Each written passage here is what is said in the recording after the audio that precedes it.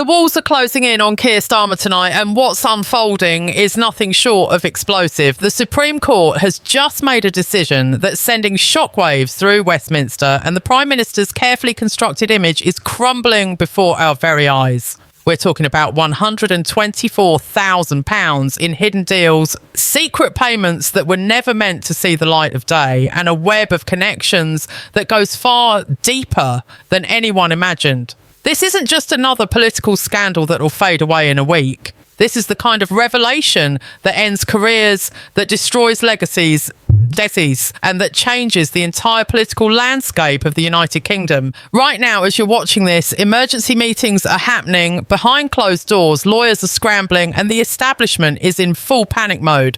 What they tried to bury is now front page news, and the consequences are going to be absolutely catastrophic. Stick with me, because what I'm about to reveal will make you question everything you thought you knew about the people running this country. The Supreme Court doesn't just wake up one morning and decide to order a sitting Prime Minister to resign. That's not how this works. What we're witnessing is the culmination of months of investigation, countless hours of legal scrutiny, and a paper trail that leads directly to Downing Street. The £124,000 figure isn't just a random number pulled from thin air. This is documented money, traceable payments that were allegedly received by Keir Starmer through channels that were deliberately kept out of public view. We're talking about financial dealings that completely bypass the standard declaration processes that every member of Parliament is supposed to follow. The rules are crystal clear. If you're an MP, especially if you're the Prime Minister, you declare your interests, you declare your income, and you declare any gifts or payments that could potentially influence your decision making. It's not complicated. It's basic transparency, the very foundation of democratic accountability. But what the Supreme Court has uncovered suggests a systematic effort to conceal these transactions from parliamentary registers, from the public, and from the very systems designed to catch exactly this kind of behaviour. The investigation began quietly, almost accidentally, when a whistleblower within the Labour Party's financial department noticed discrepancies in donation records. These weren't huge, glaring errors at first. They were subtle inconsistencies, the kind that only someone who knew what they were looking for would spot. But once that thread was pulled, the entire tapestry started to unravel. Financial records were subpoenaed, bank statements were examined, and what emerged was a pattern of payments flowing through intermediary companies and third-party consultants. These payments were structured in ways that made them difficult to trace, spread across multiple financial years, broken down into amounts that individually might not raise red flags, but collectively told a very different story. The money allegedly came from various sources, some of which have direct interests in policy decisions that the government has made over the past year. We're talking about property developers, private healthcare companies, and financial services firms, all of whom stand to benefit massively from specific legislative changes that have been pushed through under Starmer's leadership. What makes this particularly damaging is the timing. Several of these payments allegedly occurred just weeks before major policy announcements that directly benefited the donors. That's not coincidence. That's not bad optics. That's potential corruption on a scale we haven't seen in British politics in decades. The Supreme Court's involvement came after traditional parliamentary oversight mechanisms failed to adequately investigate the allegations. The Parliamentary Standards Committee initially dismissed early concerns, which only deepened suspicions that there was a cover-up in progress. When that committee refused to pursue the matter with sufficient vigour, legal campaigners took the unprecedented step of petitioning the Supreme Court directly, arguing that the integrity of democratic governance was at stake. The court agreed to hear the case, and what they found during their examination of the evidence was apparently so concerning that they felt compelled to take this extraordinary action. The legal basis for the Supreme Court's order rests on several constitutional principles. While the UK doesn't have a single written constitution, there are fundamental rules about ministerial conduct and the responsibilities of the Prime Minister. The Ministerial Code, which governs the behaviour of government ministers, explicitly states that ministers must ensure no conflict arises between their public duties and their private interests. It requires full disclosure of relevant interests and makes clear that ministers must not use their position to benefit themselves financially. If the allegations are proven and the Supreme Court clearly believes there's sufficient evidence to proceed, then Starmer hasn't just bent these rules, he's shattered them completely. The court's order doesn't just request resignation, it effectively declares that continuing in office while these matters remain unresolved would constitute a constitutional crisis. This is the judicial branch telling the executive branch that the rule of law applies to everyone, including the Prime Minister.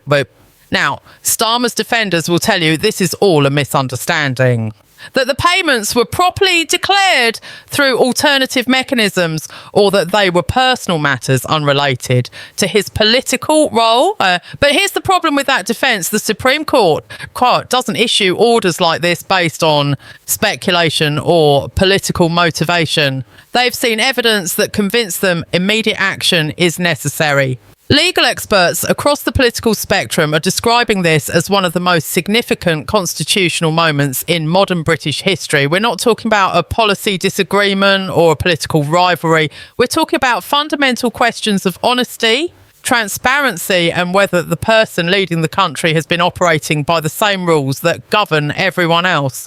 The £124,000 figure represents more than just money. It represents trust betrayed, rules ignored, and a system that was allegedly manipulated by the very person who promised to clean up politics. The public reaction has been swift and furious. Social media exploded within minutes of the news breaking, with hashtags demanding accountability trending nationwide. Opposition parties are calling for emergency parliamentary sessions. Even some within Labour's own ranks are reportedly expressing private concerns about whether the party can survive this scandal. Remember, Keir Starmer built his entire political brand on being the adult in the room, the former prosecutor who would bring integrity back to government after years of Conservative chaos. That image is now in tatters. Every speech he's given about honesty, every criticism he's levelled at his opponents for ethical failures, every promise he's made about transparency is now being replayed and scrutinised through this new, devastating lens. The hypocrisy is staggering, and the political damage may be irreparable. The mechanics of how these hidden payments were allegedly structured reveals a level of sophistication that suggests this wasn't accidental oversight, but deliberate concealment. According to documents that have emerged through the Supreme Court proceedings, the £124,000 didn't arrive in a single lump sum with Keir Starmer's name attached. Instead, the money was allegedly funneled through a complex network of consulting fees, speaking engagements that never quite happened as described, and advisory roles with companies that coincidentally benefited from government policy shifts. The financial forensics team that examined these transactions identified at least 7 separate payment streams, each carefully calibrated to remain just below the thresholds that would trigger automatic scrutiny. This is the kind of financial engineering that requires expertise, the kind of structure you see when people know exactly what reporting requirements they're trying to avoid. One particularly troubling element involves payments made to a limited company that Starmer allegedly had indirect control over through family members. This company provided what were described as political consulting services, but the actual work product remains mysteriously vague. Invoices were issued, payments were made, but the deliverables are nowhere to be found. It's the classic hallmark of money laundering through legitimate business structures, except in this case. We're talking about the Prime Minister of the United Kingdom. The timeline of these payments corresponds almost perfectly with several controversial policy decisions that have baffled political analysts over the past 18 months. Take the sudden reversal on planning permission reforms that opened up greenbelt land to development. Labour had campaigned on protecting these areas, yet within 6 months of taking office, the policy had completely flipped. Now we know that approximately £38,000 of the hidden payments allegedly came from property development interests who stood to make millions from exactly these changes. Then there's the National Health Service privatisation creep that nobody saw coming. Starmer had positioned himself as the defender of the NHS, yet his government has quietly approved the largest expansion of private healthcare contracts in a decade. The Supreme Court documents suggest that nearly £45,000 came from private healthcare companies and investment firms with major stakes in medical services. The correlation between money received and policy delivered is so stark that it's become impossible to dismiss as mere coincidence. This is what corruption looks like in modern democracies. It's not usually briefcases full of cash in dark alleys. It's sophisticated financial arrangements that create plausible deniability while ensuring that those who pay get the policies they want. What's particularly damning is the evidence suggesting that Starmer's inner circle was aware of potential problems with these arrangements. Leaked emails from Downing Street advisors show conversations about how to characterise certain payments, discussions about whether specific declarations were necessary, and debates about the legal interpretation of disclosure requirements. These aren't the communications of people acting in good faith who accidentally made mistakes. These are the communications of people who knew they were operating in ethically questionable territory and were actively looking for ways to justify their actions. One email chain that's been making rounds in Westminster reportedly includes a senior advisor writing that they needed to be careful about how they structured certain arrangements because full transparency would create political problems. That's not compliance thinking. That's cover-up thinking. The fact that these internal discussions were happening while Starmer was publicly lecturing others about integrity makes the betrayal even more profound. The British public has become increasingly cynical about politicians over the years, but there was genuine hope among many that Starmer represented something different. He was the barrister, the former director of public prosecutions, someone who had spent his career upholding the law. The revelation that he may have been bending or breaking rules for financial gain destroys that narrative completely. The Supreme Court's decision to get involved rather than leaving this to political processes speaks volumes about how serious the situation has become. Normally, issues of ministerial conduct are handled through parliamentary mechanisms or by the Prime Minister's own ethical advisors. The fact that the highest court in the land felt compelled to intervene suggests a complete breakdown in those normal accountability structures. Legal scholars are pointing out that this sets a precedent that will reshape the relationship between the judiciary and the executive branch for generations. If the Supreme Court can order a Prime Minister to resign based on financial impropriety, it fundamentally alters the balance of power in the British constitutional system. Some are celebrating this as a triumph of the rule of law over political expediency. Others are worried about the implications of judicial overreach into matters that have traditionally been resolved through elections and parliamentary votes. But regardless of where you stand on the constitutional theory, the practical reality is that Keir Starmer is facing the most severe political crisis of his career and quite possibly the end of his time as Prime Minister. The evidence against him appears substantial enough that even his most loyal supporters are struggling to mount an effective defence. The international dimension of this scandal is also beginning to emerge. Reports suggest that some of the money may have originated from foreign sources, laundered through British companies to disguise its origins. If true, this would elevate the scandal from a domestic political crisis to a potential national security issue. Foreign influence over British policy making through undisclosed payments to the Prime Minister would be catastrophic for the country's international standing and its relationships with allies. Intelligence services are reportedly now involved in tracing the ultimate sources of all payments, and there are whispers in Whitehall that what they're finding is deeply concerning. The full picture may not emerge for weeks or months, but the direction of travel is clear. This isn't going away, it's getting worse with each new revelation. The political fallout from the Supreme Court's order is creating chaos across the entire British government structure. Cabinet ministers are being forced to choose between loyalty to Starmer and their own political survival, and those calculations are happening in real time. Several junior ministers have already submitted their resignations, citing their inability to defend the Prime Minister's conduct to their constituents.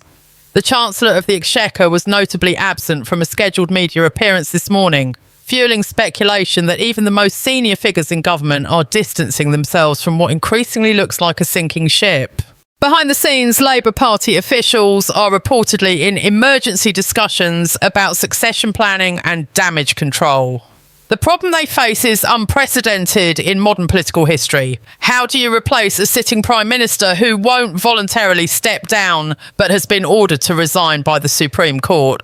The constitutional machinery for this situation doesn't really exist in clear form. Parliament could theoretically pass a motion of no confidence, but that would trigger a general election that Labour would almost certainly lose given current circumstances. The party's polling numbers have collapsed virtually overnight, with surveys showing trust in the government at historic lows. Opposition parties are preparing for every possible scenario, from snap elections to extended constitutional crises that could paralyse government for months. The evidence that continues to emerge is painting an increasingly troubling picture of systematic deception. Investigative journalists who have been digging into Starmer's financial affairs have uncovered additional undeclared benefits that go beyond the £124,000 figure. There are luxury hotel stays that were allegedly paid for by donors but never appeared on any official records. There are private flights to speaking engagements where the transportation costs were absorbed by organisations with direct policy interests. There are dinners at exclusive restaurants where the bill were picked up by lobbyists and executives